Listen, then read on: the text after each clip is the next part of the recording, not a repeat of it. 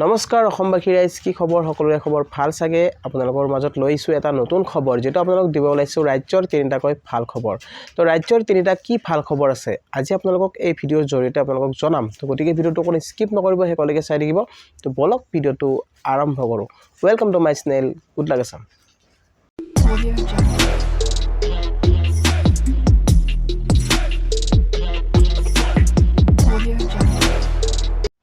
তো গাইজ যেটো প্ৰথমটো খবৰ দিব ওলাইছো যেটো মুখ্যমন্ত্ৰী যেটো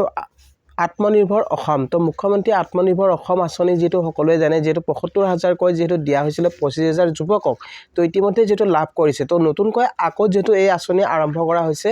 আপোনালোকে এই সুযোগটো যেটো আপোনালোকে পাইছে তো আপোনালোক যেটো কৈছে যে আত্মনিৰ্ভৰ অসম অভিযান 20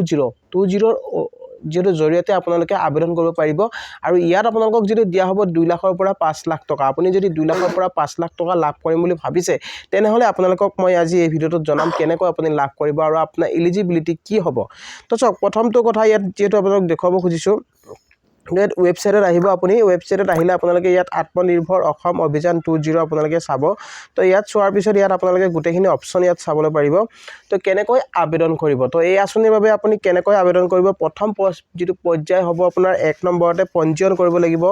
2 নম্বৰতে যেহেতু আপোনালোকক কৈছে যে আঁচনিৰ বাবে আবেদন কৰক তো আঁচনিৰ বাবে আপোনাক আবেদন কৰাৰ কথা কৈছে আৰু স্বীকৃতি লাভ কৰক আপোনাক যেটো স্বীকৃতি দিয়া হ'ব আৰু ইয়াত কৈছে যে আঁচনিৰ সুবিধা তো কি আপোনালোকে ইয়াত সুবিধা লাভ কৰিব তো মূল উদ্দেশ্য কি সক ইয়াত আপোনালোকক যদি আপুনি জানিব বিচাৰে তেনেহলে আপোনাক ইয়াত কিটো লিখিছে যে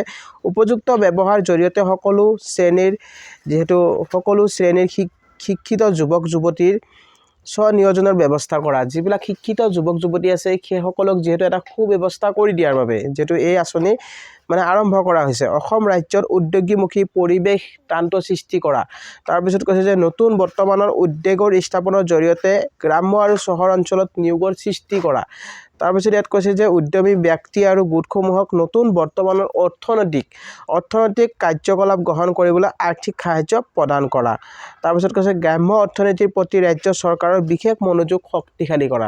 তো এতিয়া আপোনালোকক চক ইয়াত যোগ্যতা আপোনাৰ কি বিচাৰিছে তো আপুনি যদি আপুনি আগতে আবেদন কৰিছে তেনেহলে গম পাব আৰু পূৰ্বতে আবেদন কৰা হিতাধিকাৰীয়ে যেটো এই আঁচনিৰ সুবিধা ল'ব নোৱাৰিব ইয়াত স্পষ্টকৈ যেটো লিখা আছে তো আপোনাক মই ইয়াত দেখাব খুজিছো তো যোগ্যতা হ'ব লাগিব আপোনাৰ যেহেতু ইয়াত কৈছে যে আবেদনকাৰী অসমৰ স্থায়ী বাসিন্দা হ'ব লাগিব তাৰ পিছত ইয়াত কৈছে 2024 চনৰ 1 এপ্ৰিলৰ পৰা আপোনাৰ ইয়াত কৈছে যে 28 বছৰৰ ওপৰত মানে আৰু 45 বছৰৰ তলৰ হ'ব লাগিব মানে 28 বছৰৰ ওপৰত হ'ব লাগিব আৰু মানে 45ৰ তলত কিন্তু আপোনালোকৰ 28ৰ তলতো হ'ব নোৱাৰে আৰু 45ৰ ওপৰত হ'ব নোৱাৰে তো এইটো কথা আপোনালোকে জানি ৰাখিব আৰু আবেদনকাৰী তলত উল্লেখ কৰা নিম্নতম শিক্ষাগত অৰ্হতা ইয়াত আপোনালোকৰ যেটো শিক্ষাগত অৰ্হতাৰ কথা কোৱা হৈছে তো কৈছে যে সাধাৰণ জাতিৰ বাবে যেটো আপোনাৰ ইয়াত কৈছে যে দশম শ্ৰেণী উত্তীৰ্ণ হলে হ'ব আৰু SC ST OBC অন্তৰ্গত প্ৰাৰ্থীৰ বাবে দশম শ্ৰেণীলৈকে তাৰ পিছত ইয়াত কৈছে আবেদনকাৰীৰ আয় সৃষ্টিকাৰী কাম-কাজ যে আপুনি কি কামত আপুনি যেটো কাম আপুনি ব্যৱসায় মানে কৰে আপুনি যেটো কাম কৰে তো আবেদনকাৰী আয় সৃষ্টিকাৰী কাম-কাজ গ্ৰহণ কৰিবলৈ দক্ষতা অভিজ্ঞতা আৰু জ্ঞান থাকিব লাগিব আপুনি যেটো ব্যৱসায় কৰিম বুলি ভাবিছে সেই ব্যৱসায়ৰ ওপৰত আপোনাৰ অকমান হলেও আপোনাৰ সাধাৰণ যেটো জ্ঞান আপোনালোকৰ থাকিব লাগিব তো আপোনাৰ এক্সপেৰিয়েন্স যেটো অলপ থাকিব লাগিব ইয়াত কৈছে তাৰ পিছত আবেদনকাৰীৰ এটা অনুসূচিত বাণিজ্যিক বেংক একাউণ্ট থাকিব লাগিব যেটো 2024 পৰা যেটো ইয়াত কৈছে যে 1 এপ্ৰিলৰ আগতে খোলা হৈছে তো আপোনাৰ ইয়াত যেটো কৈছে যে বেংকৰ একাউণ্টটো মানে 2024 1 এপ্ৰিলৰ আগত হ'ব লাগিব তাৰ পিছত হলে নহব তো এইখিনি বস্তু আপোনালোক লাগিব তো ইয়াত আপোনালোকৰ ইয়াত আৰু কি কৈছে ইয়াত কৈছে যে আবেদনকাৰীয়ে পূৰ্বতে কোনো নিৰ্ধাৰিত বাণিজ্যৰ বেংকৰ পৰা যদি আপুনি কোনো বাণিজ্যিক বেংকৰ পৰা যদি আগতে পূৰ্বতে যদি আপোনাৰ ঋণ লোৱা আছে সেই ঋণ আপোনাৰ পৰিশোধ কৰা হ'ব লাগিব আৰু পৰিশোধ নকৰা যদি আপুনি হয় তেনেহলে আপুনি এই আঁচনিৰ যেটো আপুনি যোগ্য নহব তো ইয়াত এই কথাখিনি যেটো স্পষ্টকৈ লিখা আছে তো আপুনি আবেদন কৰিব পাৰিব আৰু এইখিনি বস্তু আপোনাৰ যোগ্যতা আৰু নথিপত্ৰ আপোনালোকৰ যদি চাই আপুনি নথিপত্ৰ আপোনাৰ কি লাগিব তো তলত দিয়া ধৰণে যেনে ধৰক আপোনাৰ প্ৰমাণ ঠিকনা এটা লাগিব তাৰপিছত আপোনাৰ voter ID passport driving licence যিকোনো এটা আপোনালোকৰ যেটো ইয়াত প্ৰমাণ মানে ঠিকনা প্ৰমাণ বিচাৰিছে আৰু ইয়াত শিক্ষাগত অৰ্হতাৰ প্ৰমাণ এটা দিব লাগিব আপোনাৰ সাৰ্টিফিকেট স্কুল সাৰ্টিফিকেট দিব লাগিব তাৰপিছত ইয়াত কৈছে যে আপোনাৰ সক্ৰিয় বেংক একাউণ্ট পাছবুকৰ প্ৰথম পৃষ্ঠা যেটো আছে সেই পৃষ্ঠাটো দিব লাগিব তাৰপিছত আপোনালোকৰ পেন কাৰ্ড নিয়োগ বিনিয়োগ পঞ্জীয়ন কাৰ্ড আপোনাৰ নিয়োগ বিনিয়োগ মানে হৈছে আপোনাৰ এমপ্লয়মেন্ট এক্সচেঞ্জৰ যিখন কাৰ্ড আছে সেই ৰেজিষ্ট্ৰেচন হ'ব লাগিব ঠিক আছে তো কেনেকৈ আবেদন কৰিব আবেদন কৰাৰ ইয়াত প্ৰচেছটো ইয়াত দি দিছে মুখ্যমন্ত্ৰী আত্মনিৰ্ভৰ অসম অভিযান 20 ৰ বাবে আবেদন কৰিবলৈ নতুন আবেদনকাৰীয়ে নিজৰ নাম মোবাইল নম্বৰ আৰু আইডি দি CMAA পৰ্টেলত সাইন ইন কৰিব লাগিব তো প্ৰথমতে আপুনি যেটো এপ আছে cmaa.assam.gov.in কে পৰ্টেলত আপুনি গৈ আপুনি এটা ৰেজিষ্ট্ৰেচন কৰিব লাগিব মানে আপুনি লগইন কৰিব লাগিব লগইন কৰি সাইন ইন কৰিব লাগিব সাইন ইন কৰাৰ পিছত আপোনাৰ ইয়াত কৈছে ইতিমধ্যে CMAA 10 সাইন আপ কৰা আৰু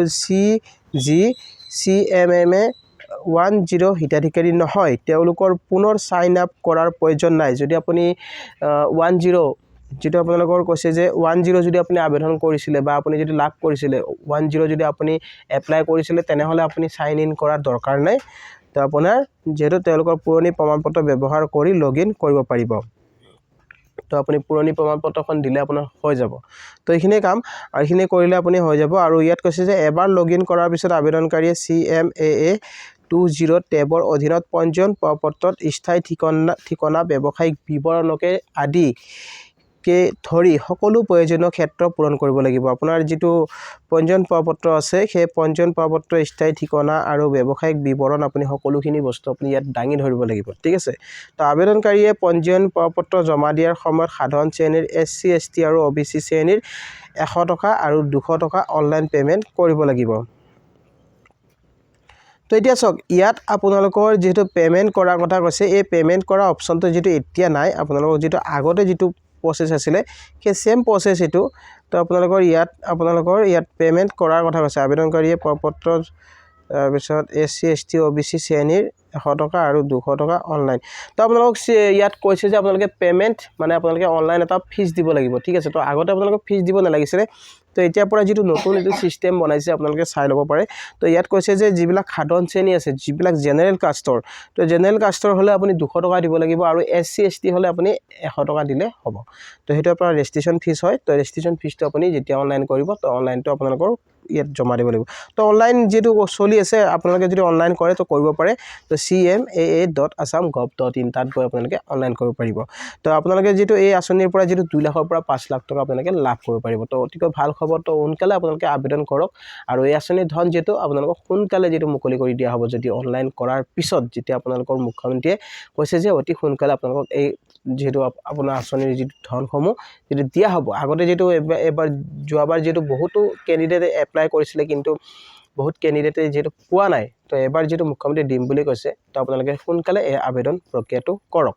তো গাইস আপোনালোকক যেটো মই নেক্সট এটা খবৰ জনাব বিচাৰিছো নেক্সট এটা খবৰ যেটো দিব বিচাৰিছো যে অৰুণোদয় আঁচনি 3 যেহেতু কাম চলি আছে তো আপোনালোকক যেটো ক'ব খুজিছো অৰুণোদয় 3 ফৰ্ম কেতিয়া দিয়া হ'ব মোক বহুতে কমেন্ট কৰি আছে তো আপোনাক ক'ব খুজিছো আপোনালোকে অৰুণোদয় 3 ফৰ্ম অতি সোনকালে লাভ কৰিব পাৰিব অৰুণোদয় 3 ফৰ্ম যেটো দিয়া হ'ব কিন্তু অনলাইন আপুনি আবেদন কৰিব লাগিব নে অফলাইন আবেদন কৰিব লাগিব তো কথাটো হৈছে কি সক অনলাইন আবেদনটো যেটো নহয় তো অনলাইন আবেদন আগতে আছিল কিন্তু আজিকালি অনলাইন আবেদন যেটো বন্ধ হৈ আছে তো এতিয়া আপোনালোকে অফলাইন আবেদনে কৰিব লাগিব আপুনি পঞ্চায়তৰ পৰা যেটো ফৰ্ম ল'ব লাগিব তো আপুনি ফৰ্ম যেতিয়া আহিব তো ফৰ্ম আপোনালোকে পাই যাব কিন্তু আপোনালোকে এটা কথা মনত ৰাখিব আপুনি যদি পূৰ্বতে অৰুণোদয় আঁচনি লাভ কৰি আছিল তেনেহলে আকৌ এবাৰ আবেদন কৰিব লাগিব কিন্তু আপোনালোকৰ ফৰ্ম বেলেগ হয়তো নহব পাৰে তো বহুতে খুদিছে যে ফৰ্মখন বেলেগ হ'ব নেকি বা অৰুণোদয় 20 যিবিলাক আপোনাৰ ক্যান্ডিডেট আছে 10 যিবিলাক ক্যান্ডিডেট আছে তো যিবিলাক হিতাধিকাৰী আছে সেই হিতাধিকাৰীসকলৰ আবেদন কৰা প্ৰক্ৰিয়াটো বেলেগ হ'ব নেকি সক বেলেগ মানে তেনেকুৱা একো নহয় আপোনাৰ যিখন ফৰ্ম দিয়া হ'ব সেই ফৰ্মখনত হয়তো আপোনালোকৰ এটা অপচন থাকিব পাৰে পূৰ্বতে আপুনি লাভ কৰা হিতাধিকাৰী হয় নেকি তো এনেকুৱা ধৰণৰ হয়তো অপচন আহিব পাৰে সেই অপচন আপোনালোকে মানে তাত ক্লিক কৰিব লাগিব বা আপোনালোকে টিক কৰিব লাগিব তো সেইখিনিয়ে কাম তো আপোনালোকৰ সিম্পল প্ৰসেস হ'ব বেলেগ একো নাই তো আগতে যিবিলাক ফৰ্ম আপোনালোকে লাভ কৰিছিলে তেনেকুৱা ধৰণৰে ফৰ্ম হ'ব তো আপোনালোক ফৰ্ম আহিলে নিশ্চয় আপোনালোক ভিডিঅ' বনাই আপোনালোকক দেখুৱাম ঠিক আছে তো অৰুণোদয় 3ৰ সুবিধা আপুনি লাভ কৰিব পাৰিব অতি সোনকালে আপোনালোকক দিয়া হ'ব যেহেতু অৰুণোদয় আপোনালোকৰ বহুতো হিতাধিকাৰীক এবাৰ সন্নিৱিষ্ট কৰা হ'ব যেহেতু 20 লাখ তো 20 লাখ হিতাধিকাৰী যেহেতু মানে দিয়া হ'ব নতুনকৈ কিন্তু প্ৰতিটো ৰাজ্যৰ পৰা যেটো 10000 কৈ যেটো সিলেকশন কৰা হ'ব তো আপুনি যদি অৰুণোদয় আঁচনি যদি আপুনি লাভ কৰিম বুলি ভাবিছে তেনেহলে আপুনি ৰেশন কাৰ্ডখন ৰেডি কৰি থৈ দিয়ক আপোনাৰ যদি ৰেশন কাৰ্ডখন আছে তেনেহলে ৰেশন কাৰ্ডখন আপোনাৰ আধাৰৰ লগত আপুনি লিংক কৰক তো আপুনি নিশ্চয় লাভ কৰিব অৰুণোদয় 3ৰ সুবিধা তো গাইস আৰু এটা নেক্সট খবৰ দিব বিচাৰিছো যেটো ভাল খবৰ তো কৃষকৰ বাবে আহিছে যেটো ভাল খবৰ লাখ লাখ কৃষকে লাভ কৰিব এবাৰ যেটো 2000 কৈ টকা যদি আপুনি 18 নং কিস্তি পোৱা নাই তেনেহলে এবাৰ আপোনালোকে 19 নম্বৰ কিস্তিৰ লগতে আপুনি লাভ কৰিব পাৰিব এই আঁচনিৰ যেটো 18 নং কিস্তি তাৰ আগতে আপোনালোকে এটা কাম কৰিব লাগিব আপোনাক কেৱাইসি কৰিব দিয়া হৈছে আপুনি কেৱাইসি যদি কৰা নাই সোনকালে কেৱাইসিৰ কাম সম্পূৰ্ণ কৰক আৰু কেৱাইসি নকৰিলে আপুনি যেহেতু পিএম কিষাণ আঁচনি ধন লাভ নকৰে যদি আপুনি কৃষক আঁচনি ধন লাভ কৰি আছে তেনেহলে আপুনি কেৱাইসি আপডেট কৰক তো কেৱাইসি আপডেট নকৰিলে আপোনাৰ কি হয় আপোনাৰ পইচাটো যেটো ফসি যায় তো আপুনি যদি এবাৰ যদি পিএম কিষাণ আঁচনি ধন লাভ কৰে তেনেহলে আগৰ কিস্তি আপোনালোকে লাভ কৰিব পাৰিব মাত্ৰ আপুনি তিনিটা কাম কৰি ৰাখক আপোনাৰ লেন্ড সিডিং আৰু কেৱাইসি আৰু আপোনাৰ আধাৰ টু বেংক একাউন্ট সিডিং তো এই তিনিটা বস্তু আপোনাৰ যদি সঠিক হৈ থাকে তেনেহলে আপোনাৰ প্ৰবলেম নাই আপুনি নিশ্চয় লাভ কৰিব পিএম কিষাণ আঁচনি 2000 কৈ টকা তো বহুতো কৃষকে যেহেতু এই আঁচনিৰ পৰা যদি বঞ্চিত হৈ আছে তো আপোনালোক যেটো তাৰ বাবে যেটো আপোনালোক ক'ব খুজিছো তো আপোনালোকে কেৱাইসি কৰক নিজে কৰিব পৰা নাই আপুনি সিএসসি চেণ্টাৰত যাওক আৰু সিএসসি চেণ্টাৰত যদি হোৱা নাই তেনেহলে আপুনি এগ্ৰিকালচাৰ অফিচত যাওক যে মোৰ কি প্ৰবলেম হৈছে আপোনালোকে মোক কওক তো তেনেকৈ আপোনালোকে এই কামখিনি কৰি লওক নিশ্চয় আপোনালোকে ইয়াৰ ফল লাভ কৰিব পাৰিব